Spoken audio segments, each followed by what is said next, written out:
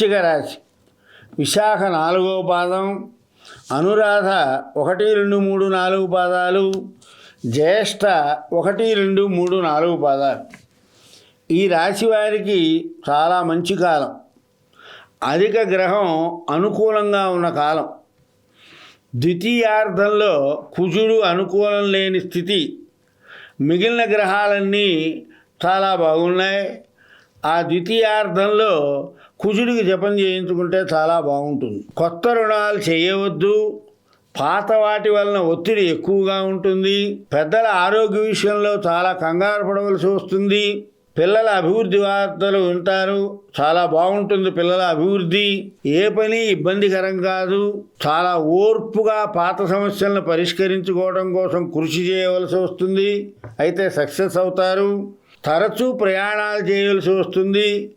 ప్రయాణాలు విఘ్నం జరుగుతాయి, కానీ ప్రయాణాల్లో జాగ్రత్త అవసరం. చోర భయం ఉంది. కోర్టు వ్యవహారాలు వాయిదా వేయండి, లేకపోతే కార్యభంగం జరిగే అవకాశం ఉంది. స్త్రీలతో జాగ్రత్తగా ఉండాలి, లేకపోతే అపవాదులు వస్తాయి. అష్టమ గురువు కారణంగా అగ్ని భయం, రాజభయం, గాంభీర్యంలో మార్పు, కఠిన పదాలు వాడడం ఇవన్నీ జరుగుతాయి.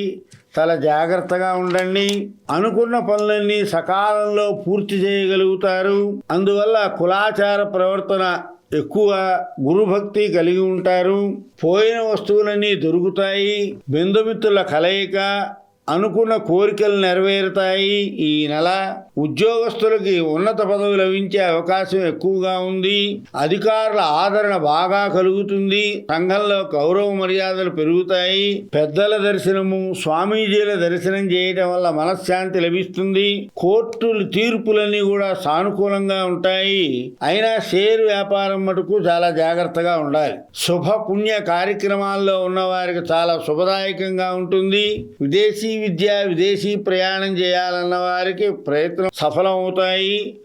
స్థిరాస్తి కొనుగోలు, అమ్మగాలు 3 నెలలు వాయిదా వేస్తే బాగుంటుంది.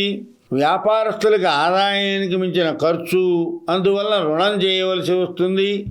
ఏమీ కంగారు పడక్కర్లేదు. అందువల్ల ఈ రాశివారు రామరక్షా స్తోత్రాన్ని పారాయణ చేస్తే చాలా బాగుంటుంది.